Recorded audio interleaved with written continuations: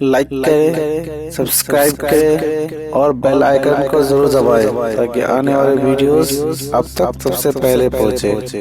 اب تیسری چیز جو بہت زیادہ سمجھنے کی ہے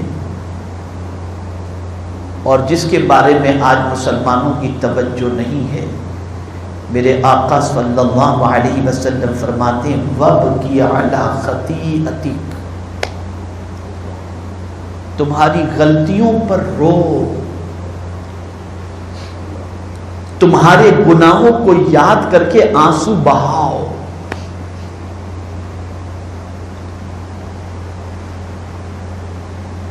اس لیے کہ جب تم گناہ کو یاد کر کے آنسو بہاؤ گے تمہارے دل کا بوجھ ہلکا ہو جائے گا اور دل کو سکون ملے گا۔ آپ جانتے ہیں چائنا میں باقاعدہ اس طریقے کی ایک تھیریپی ہے اور باقاعدہ وہاں پر یہ تھیریپی کرائی جاتی ہے، جہاں جو ٹینشن میں ہوتے ہیں، اسٹریس میں ہوتے ہیں، بے چین ہوتے ہیں، وہاں پر ان کو رلانے کا کام کیا جاتا ہے۔ ایسی ایسی چیزیں ان کے سامنے لائی جاتی ہیں جس سے وہ خوب روئیں خوب روئیں خوب روئیں۔ میں آپ کو ایک ایگزامپل دوں، کسی کا انتقال ہو گیا اور صدمہ ہوا کسی کو، اب اس صدمے کے اندر وہ بیٹھا ہوا ہے، منہ چڑھا کر بیٹھا ہوا ہے، ٹینشن میں بیٹھا ہوا ہے، لیکن اس صدمے کی وجہ سے نہ رونے کی بنیاد پر اس کی طبیعت کو قرار نہیں آتا، جیسے ہی اس کی ہچکیاں بن جاتی ہیں رو لیتا ہے، خوب روتا ہے خوب روتا ہے خوب روتا ہے، اس کے دل کا بوجھ ہلکا ہو جاتا ہے۔ اللہ دل کو سکون کی دولت عطا فرما دیتا ہے۔ یہاں تو لافٹر چینل لوگ دیکھتے ہیں، کہتے لگاتے ہیں، اور اس پروگرام کو، اس سیریل کو دیکھنے کے لیے لوگ بے چین رہتے ہیں، بھول گئے کہ قرآن کہتا ہے فَلْيَضْحَكُوا قَلِيلًا وَلْيَبْكُوا كَثِيرًا، ہنسو کم اور رو زیادہ۔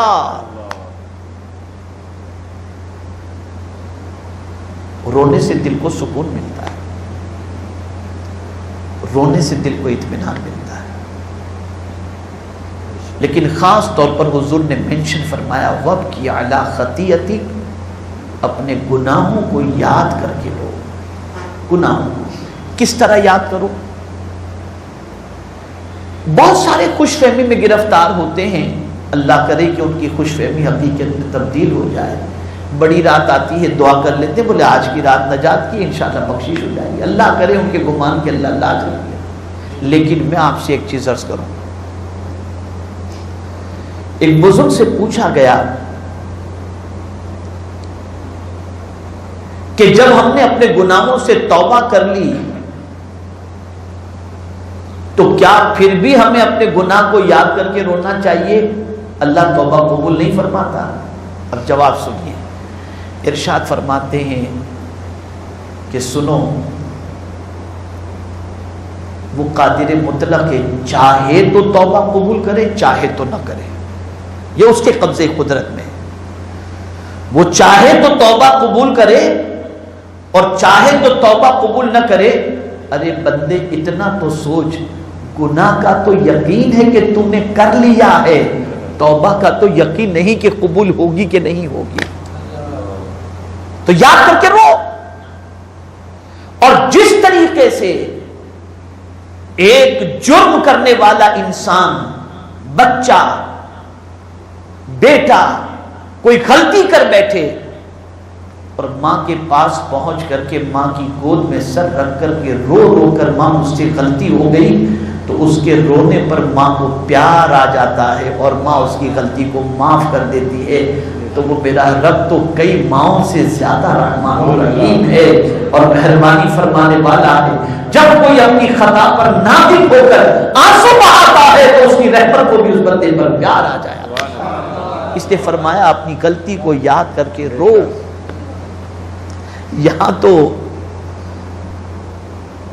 بعض دینی محفلوں میں نہ جانے والے اور دینی لوگوں سے رابطہ نہ رکھنے والوں کا مزاج تو کچھ ایسا ہے جو کالج اور اسٹوڈنٹ لائف کو یاد کر کے کہتے ہیں یار وہ زمانہ کتنا اچھا تھا، student life is golden life.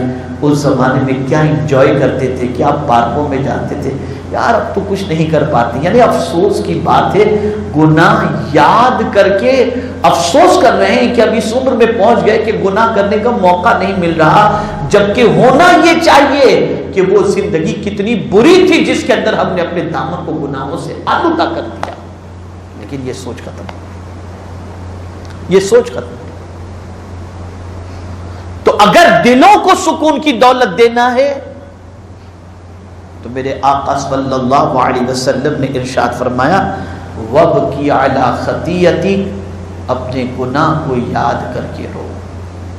تو اگر کوئی شخص یہ چاہتا ہے کہ اللہ اس کے دل کو سکون کی دولت عطا فرمائے تو یہ حضور صلی اللہ علیہ وسلم کے بتائے ہوئے 3 نسخے ہیں.